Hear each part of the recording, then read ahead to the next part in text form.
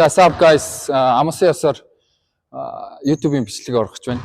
Тэгээд өнөөдөр болохоор яг өөрийнхөө бэлтгэлийн талаар бэлтгэлээ оруулна. Тэгээд олон залуус болохоор хэрхэн залт хийх үү, хэрхэн шийдэлт хийх үү гэж надаас асууж байсан болохоор нэг хүмүүс YouTube дээр бичлэг хийх гэж байна. Тэгээд эхний ээлжинд залтын дасгал оръё. Тэгээд залт орохоос өмнө эхлээд хэрхэн зөв залах талаар зааж өгье. Тэгэхээр эхний залтан дээр 2 хөлдөө мөрний хэмжээтэй зай аваад үлмий дээр жоохон хүндий төвөө өгөөсөн. Тэгээд залхтаа бугуу болон тохоогоор буруу залтын техник болохоор мөр болон тохоог оруулж өгөхөөр мөрнөөс дээш ийм залт орж өгнө. Тэгэхээр миний хэлснээр бугуу болон тохоогоор шийдэх зүгээр байгаа. Өөр аргаар зааж өгнө гэвэл хамгийн зөв залт болохоор яг саксофоны шидэлтэй адилхан. Дээшээ шидлээ кист гарч байгаатай адилхан яг доошоо хараад заална гэсэн. Тэгэхээр яг доошоо бөмбөг заал шидэж байгаа гэсэн. Тэгээ мэдээж дээшээ талбайгаа хараад заалтаа явуулдаг. Тэгээ нэг талдаа 15-аар бөмбөг гарнаас салахгүй дээшээ доошоо тэгээд хоёр талдаа 15 заллаа кросс овер.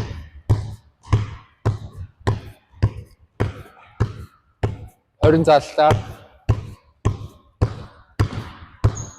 Тэгээд арай агсан шатанд болохоор артлынхаа залтыг хийнэ. Араараа залхтаа болохоор гараа жоохон ийм дотгошоогоо барих юм бол илүү дээрээд. Хэрвээ ийм сул байх юм бол бөмбөг залт бөмбөг авч чадахгүй алдаад байдаг. Тэгэхээр эндээс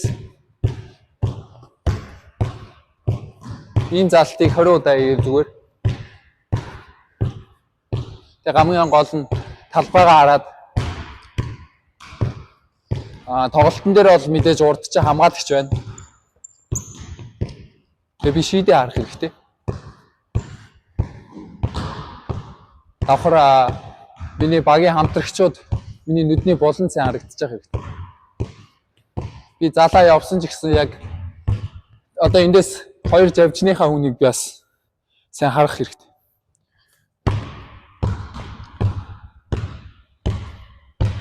Орон залт хийлээ. Цэлтаагаараа.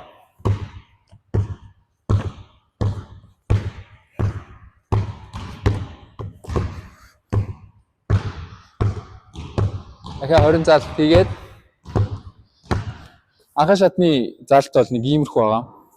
Тэгээд бүр ишээ илүү агсан шат гэх юм бол энэ залтыг хийвэл зүгээр.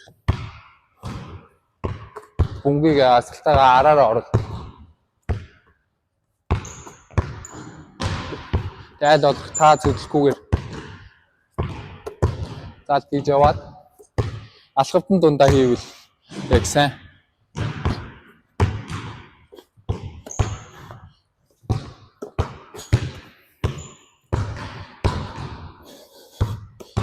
Миний зөв үйл болохоор өшөө илүү ийм илүү хөдөлгөөн орж ирээд байгаа болохоор хэрвээс хийж чадахгүй байх юм бол энэ залтаа хийн 1 pound boom. Тэгээ бөмбөгөө мэдрээд ирэх юм бол зүгээр алхам дундаа явж байхдаа залт гаргаж болно.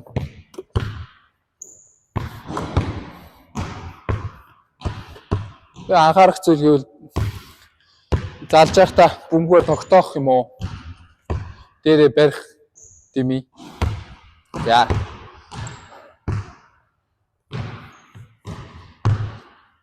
Дараагийнх нь залт араараа гаргалт. Одоо явж байхдаа гараараа гаргалт. Sorry. Энийг хадлангуудаа. За дараагийнх нь болохоор finishing байгаа. Микан дасгал гэж байдаг. Тэгээ шийдэн доороос эхлээд 100 гар олон 100 өвдгөөр дээшээ цацлаа баруун талаараа.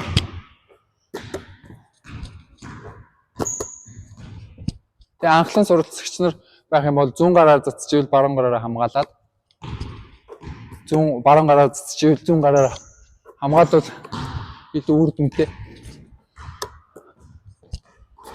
Яг 10 гол хийснийхаа дараа Өрөөлтөд явуулсан. Angular goofy цацал гэж байгаа.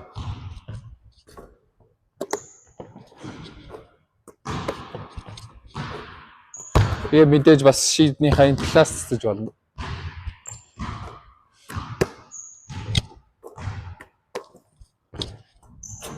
Алдах юм бол заавал алдснаа аваад тийшээ.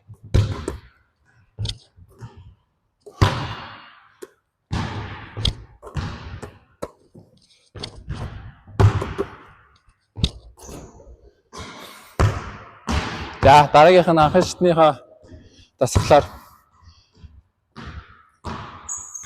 зүүн алхамт хийхээрээ ихэнх хүүхдүүд бол баруун алхаж чаддаг хэрнээ зүүн алханд хийж чадахгүй байгаа дээр ажилладаг. Тэгэхээр зүүн алхалтан дээр миний хийдэг зүйл гэхээр хамгийн анх сурж байхдаа яг энэ хажуугийн шугамнаар энийг би юу гэдгийг мартчихжээ. Энэ зураасыг зүүн хөлөөрөө давхаад тэгээ баруун хөлөөрөө дээшээ.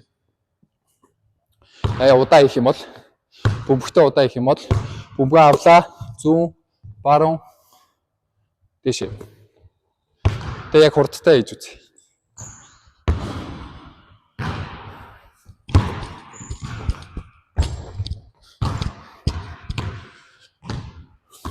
За дахиад анхаарч харах зүйл гэвэл агаар дээр илүү нисэлттэй бөмбөгөө дээрээ тогтсон хийвэл илүү сайн. Тэгээд дахиад нэг харуул.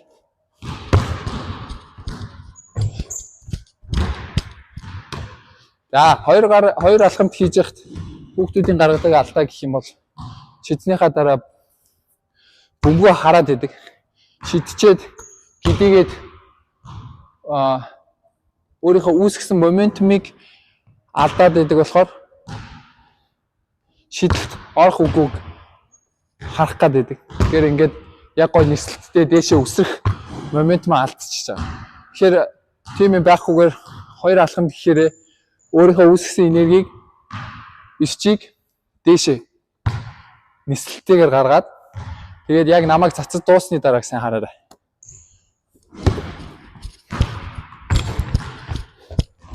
Би цацаж дуусаад орсон ороогүй маань яг миний нүдний буланд яг цаашаа буцаа хамгаалт руу гүйж явахыг харагдчихэдэг.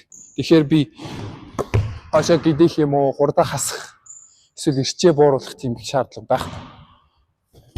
Хоёр алхамт хийлээ. Дээшээ нислээ.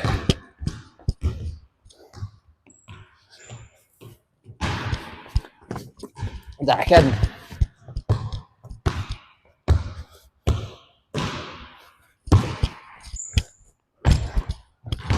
орсон бол бас сонсогдож байгаа. Яг торны дуугаар. За дараагийнх нь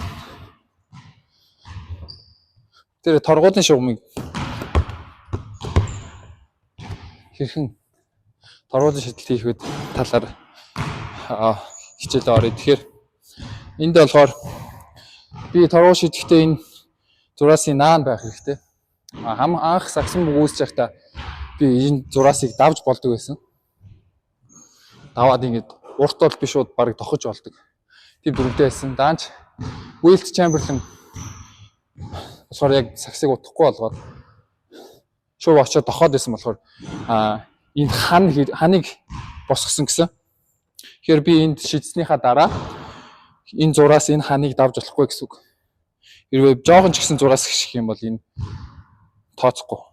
Тэгэхээр энэ ханыг та сайн төсөөлөх хэрэгтэй.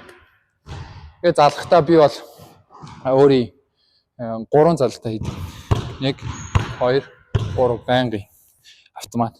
Тэгээ өвдгөө жоохон судлаад хүндийн төв өглөмөө дээр авчирна. Яг хажуунаас харах юм бол өвдөг суллахад хүндийн төв энэ дээр. Буруу шидэлт болохоор сандал дээр сууж байгаа юм уу эсвэл муугаар ирэхэд яг хүндэрж байгаа юм шиг суугаад байдаг. Ингэж суух шаардлага байхгүй. Яг өвдгөн дээр суухад бол хамгийн тохиромжтой юм байна. Тэгээд хүндийн төв үлмийг бас 3 залтаа хийлээ. Нэг гүнзгий амьсгаа авлаа. Дээшээ шидэл. За дахиад бүгдээрээ яг жихэн тоглолтын дээр шидэж байгаа юм шиг. 10 секунд надад байгаа гэсэн үг. Тэгэхээр би 10 секунд цагаа аваад 3 залтаа хийгээд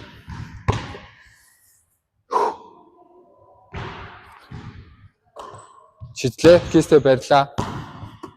Нэг шидэл. Сүүлийн шидэл. Сүүлийн шидлэлтэн дээр гарны талаар заа, сая хөлний талаар заасан бол миний бугуу жоохон таталцтай байх хэрэгтэй. Тэгээд шийттэй параллел авах юм бол зүгээр.